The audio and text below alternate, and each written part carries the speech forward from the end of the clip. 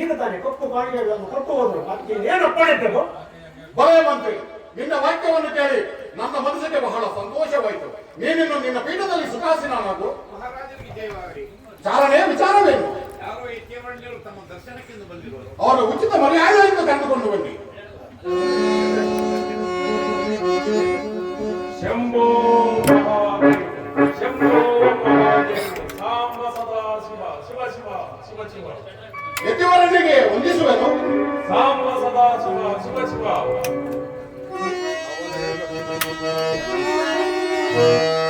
ಸ್ವಮೇವ ವಚನ ಪ್ರಿಯ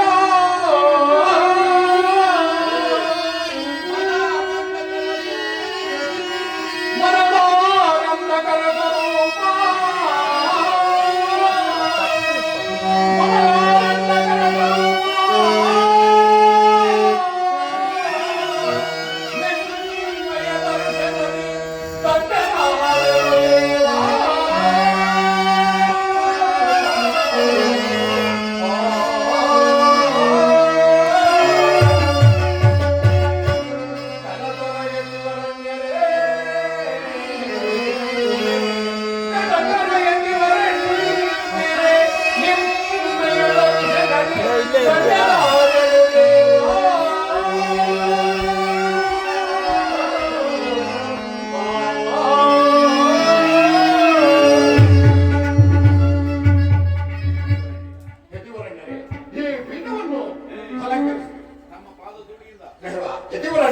ತಮ್ಮ ಪಾದ ಧೂಳಿನಿಂದ ನನ್ನ ಅರಮನೆಯು ಪವಿತ್ರವಾಯಿತು.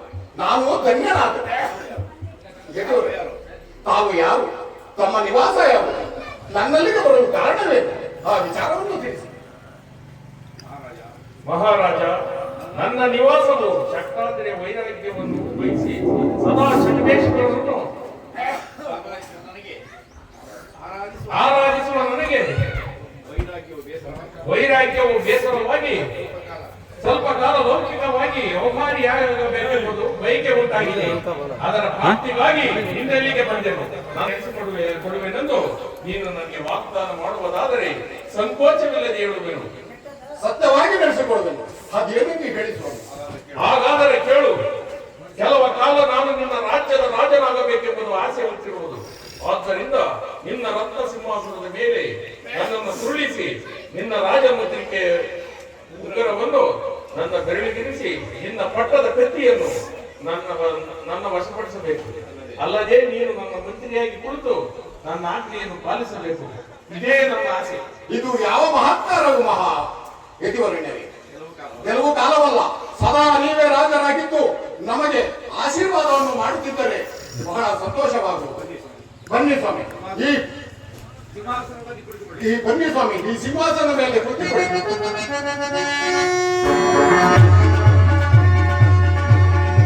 ಸ್ವಾಮಿ, ಈ ಮುದ್ರೆ ಹೊಂದಿಯವರನ್ನು ನೀವು ಧರಿಸಿಕೊಳ್ಳಿ.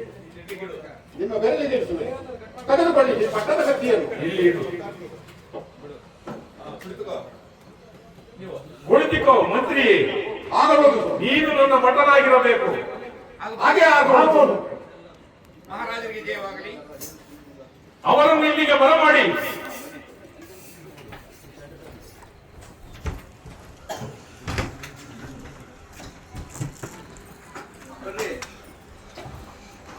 ಮಹಾರಾಜರು ದಂಡಾಲು. ಮಹಾರಾಜನಿಗೆ ದಂಡಾಲೋ ದಂಡಾಲೋ. ಶೆಟ್ಟರು ರಾಜಸ್ಥಾನ ಮಂಗಳವಾಗಲಿ. ನಿಮಗೆ ಮಂಗಳವಾಗಲಿ. ಶೆಟ್ಟರು ರಾಜಸ್ಥಾನಕ್ಕೆ ಆಗಮಿಸಿದ ಕಾರಣವೇನು? ಮಹಾರಾಜ, ನನ್ನ ಮಗನ ಹುಟ್ಟಿದ ಹಬ್ಬಕ್ಕಾಗಿ ತಿಂಡಿ ಪದಾರ್ಥಗಳು ಮಾಡಬೇಕಾಗಿದ್ದರಿಂದ ನನ್ನ ಮನೆಯಲ್ಲಿ ಗೋಧಿ ಬೀಸವಾಗ ಇದೇ ಊರಿನ ಪ್ರಯೋಗ ರಾಮಶಾಸ್ತ್ರಿ ಮನೆಯಲ್ಲಿ ಕೆಲಸ ಮಾಡುವ ದಾಕ್ಷಿಣ ಕರೆಸಿ ವಿಷಯವನ್ನು ಹೇಳದು. ನನಗೆ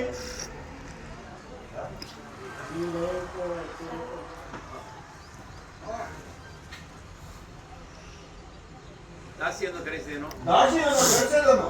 ಆತನು ನನ್ನ ಮನೆಯಲ್ಲಿ ಗೋಧಿ ಬೀಸುವಾಗ ನನ್ನ ಮಗುವ ಕೈಯಿಂದ ಬಂಗಾರಿ ಕಿರಿಕಿನ ಕದ್ದು ಕೇಳಿದರೆ ಚಿತ್ರಕರ ಮೇಲೆ ನೆಗಿತಂದು ಹೇಳಿದರು.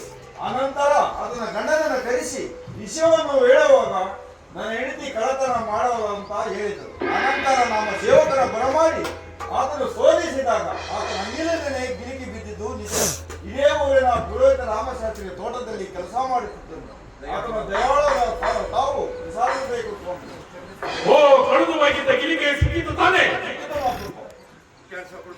ವಿಚಾರಿಸುವ, ಕುಳಿತುಕೊಳ್ಳಿ. ಯಾರು ದಾಸಿ? ನಾನು ಪ್ರಭು.